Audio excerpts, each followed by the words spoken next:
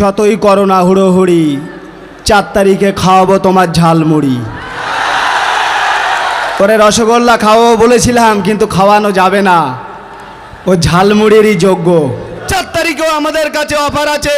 এই লাইনে যতগুলো পেট্রোল পাম্প আছে, আমাদের যেসব ছেলেরা গাড়ি চাপো, বাইক চাপো, 4 চাকা চাপো, কেউ তেল ভরবে না। 1 মাস তোমাদেরকে ফ্রি তেল বাড়ানো হবে।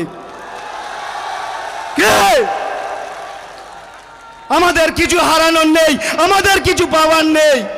আমরা মানুষের অধিকার লড়াই লড়তে এসে হুমকিতে আমাদের ভয় দেখানো যাবে না, ধমকিতে আমাদের ভয় দেখানো যাবে না, ধমকি আমাদেরকে দিতে আসবে না। শুনে রাখ, আমরা রাতের অন্ধকারে যাইলে দিনের আলোতে গিয়েছিলাম। যেখানে যাব সেখানে আইএসএফ এর ঝান্ডা গেড়ে আসবো। কে? আমরা ভাঙড়ের মানুষ, আমরা সব পারি। আমরা পেন ধরতেও পারি, তোমাদের পিছনে লাথি মেরে ভাঙড় থেকে পার করতেও পারি। যদি টোটাল পশ্চিম বাংলার পুরো যোদের টিএমসি যত নেতৃত্ব আছে, তোদেরকে বলছি 4 তারিখে তোদের লোটা হাতে করে এই ভাঙড় চাড়া করে দেবো। বলছে সাদা পোশাকের রেফারি একবার 5 মিনিটের জন্য তুলে দেখা, সেকেন্ডে যদি না গোল করে দেখাতে পারি, তো আমরাও আইএসএফ এর ছেলে না, সেকেন্ডে গোল করে দেখিয়ে দেবো। একের পর এক বড় বড় নেতৃত্ব তো ভাঙড়ে দিয়েছো সার্ভে করতে, কারুর ক্ষমতা হয়নি। আমরা নওশাদ সিদ্দিকী ভাইজান ছাড়া, ভাইজান টোটাল পশ্চিম বাংলা চলেছে। আর আমরা যারা ছোটোখাটো আছি, তুমি তো আমাদের জব্দ করতে পারোনি।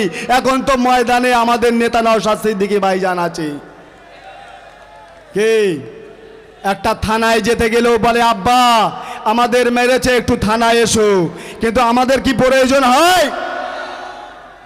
তোরা আব্বা ছাড়া একটা পতাকা মারতে পারিস না, তাহলে আবার আইএসএফ এর ছেলেদের হুমকি দেওয়ার কথা ভাবছিস রে? শুনে রাখ, 4 তারিখে আসছে দিন। এটা হুমকি ভাবলে হুমকি, আর যদি সোজা ভাবিস সোজা। এখনো বলছি সময় আছে, 3 দিন সোজা হয়ে যা। যদি আইন মনে করো আইনের রাস্তায় চলবে, তাহলে সোজা করতে আমাদের 1 মিনিটও সময় লাগবে না। যে খেতে না হয় খামারে ফলাবো। আমরা যখন ধান রুতে শিখেছি, সেই ধান কি করে কেটে আনতে হয় বাবা আমরা জানি। কে? শুনে রাখো, 140 ভার্সেস 340 লড়াই হবে 4 তারিখে ওই ঘরের ভিতরে। ওরা 1 ঘন্টা টিকতে পারেনি। কোথার কথা দিয়ে গেলাম, 10 মিনিটও 3 রাউন্ডও টিকতে দেবো না টিএমসির চেলা চামান্ডাদের।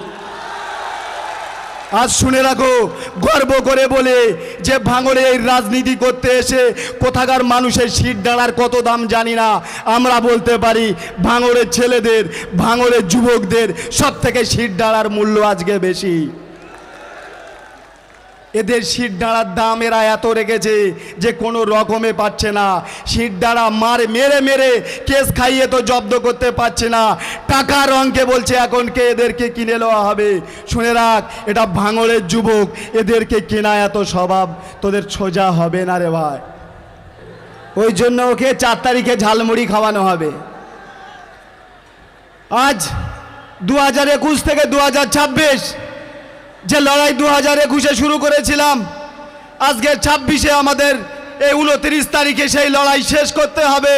বিধানসভার জমিনে, বিধানসভার ভিতরে নওশাদ সিদ্দিকী ভাইজানকে আর একবার এই বিধানসভায় পাঠিয়ে এই লড়াই আমাদেরকে শেষ করতে হবে।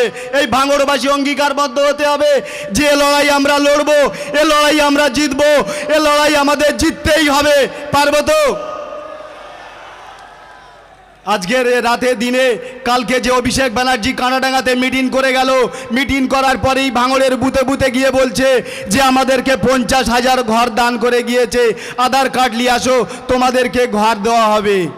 বলছে না? প্রত্যেক বুথে বুথে যারা নিরীহ আছে, একটু ভীত আছে, তাদের বাড়ি বাড়ি গিয়ে বলছে ভাই আধার কার্ডটা দাও, তোমাদেরকে টাকা দেওয়া হবে। তো আমি এটাই বলতে চাইছি, ইলেকশন গাইডলাইনের ভিতরে ইলেকশন ঘোষণা হওয়া আর মাত্র 3 দিন বাকি। সরকারি আধিকারিকরা কিভাবে, পঞ্চায়েত মেম্বাররা কিভাবে, পঞ্চায়েত প্রধানরা এখন ঘর ঢোকাতে পারে, এইটা আমি প্রশাসনের কাছে জানতে চাই, বিডিও স্যারের কাছে জানতে চাই।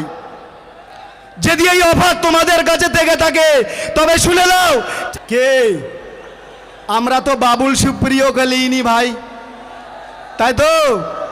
আমরা তো বাবুল সুপ্রিয় লিখে লিনি যে ডাঙ্গা লাগায়। তোমরা করলে চমৎকার আর আমরা করলে বলাৎকার, তাই তো? ওই জন্য প্রথমেই বলেছিলাম যাদের সময় আছে শুধরে যাও, হালকা শ্যাম্পু মাখাবো তারা ভালো হয়ে যাবে, কিন্তু যারা পাঁঠায় পরিণত হয়েছে তাদেরকে আর হবে না ভাই। কে স্টেজে বক্তব্য অনেক দোয়া ছিল, কিন্তু স্টেজে বক্তা অনেক, সময় কম। তবে শুনে রাখুন যে লড়াই আমরা লড়ছে 26-এ আমরা এই ভাঙড়ের জমিন থেকে 26,000 মানুষকে ব্লাড দিয়ে দেখিয়েছিলাম যে আমরা ভাঙড়ের মানুষ ব্লাড দিতে জানি, মানুষের জীবন বাঁচাতে জানি, মানুষ নিজের রক্ত দিয়ে কিভাবে মানুষের জীবন বাঁচাতে হয় সেটা ভাঙড়ের মানুষ একবার প্রমাণ করেছে। আর আপনারা আমাদেরকে ধমকি দেন, ভয় দেখান যে কেস দেবো, জেল খাটাবো। আরে ভাঙড়ে এমন কোনো বাড়ি নেই যে বাড়িতে জেল খাটতে বাকি আছে, যে বাড়ির একটা ছেলে কেস খেতে বাকি আছে। 2021 থেকে নয়, 2023 থেকে 2026 পর্যন্ত। একটা কথা শুনে রাখুন, এখন একটা দুটো মিটিংয়ে বলছে, একটা দুটো চামচা আছে যে ভাঙড় থেকে ক্যানিংয়ের লোক এনে মিটিং করতে হচ্ছে। কে অসুবিধা হবে নাকি? ভয় লাগছে নাকি? 8টা থানা হয়েছে, কারুর অসুবিধা আছে? যদি 80টা থানাও করে, রেফারি তোদের, ময়দান তোদের, খালি জনসমর্থন আমাদের, তোদের হাল এতেই বেহাল, তাই তো? কারুর কি তোমাদের কোনো লাগবে নাকি, ভাড়া লাগবে নাকি? 1300 টাকা দিয়ে কালকে লোক এনেছিল, এই জায়গায় 50 থেকে 60টা গাড়ি ছিল, তার ভিতরে 42টা বাইরের গাড়ি ছিল। বলে ভাই 1300 টাকা দেবে বলে 1000 টাকা দিয়েছে, আর গালগুলো তো আরো ফ্রি আছে, যা কিস্তিগুলো ফ্রি আছে। আরে ভাঙড়ের মানুষের মুখে চেহারা দেখলে বোঝা যায় যে এটা ভাঙড়ের ছেলে, এটা ভাঙড়ের মা, এটা ভাঙড়ের বোন। তুই যতই বাইরে থেকে আনিস না কেন, এ ভাঙড়ের চেহারাটাই হলো আলাদা। আমরা জানি আমাদের বুথে তোদের 10 থেকে 15 জন টিকে আছে, তাহলে এত লোক আনিস কোথা থেকে? এখনো বলছে একটা কালকে মিটিং করবে, দম থাকে আধার কার্ড শো করে একবার তো দেখা। 5 বছর তো গলা ফাটিয়ে আসছে, দম থাকলে আধার কার্ড শো করে দেখা। তোমরা যদি কেউ আধার কার্ড এনে থাকো হাত তুলে দেখিয়ে দেবে, যাওয়ার সময় ক্যামেরাকে দেখিয়ে দেবে যে আমাদের এই ভাঙড়ে মিটিং করতে গেলে বড় ভ্যালভো বাস লাগে না, বড় 407 লাগে না।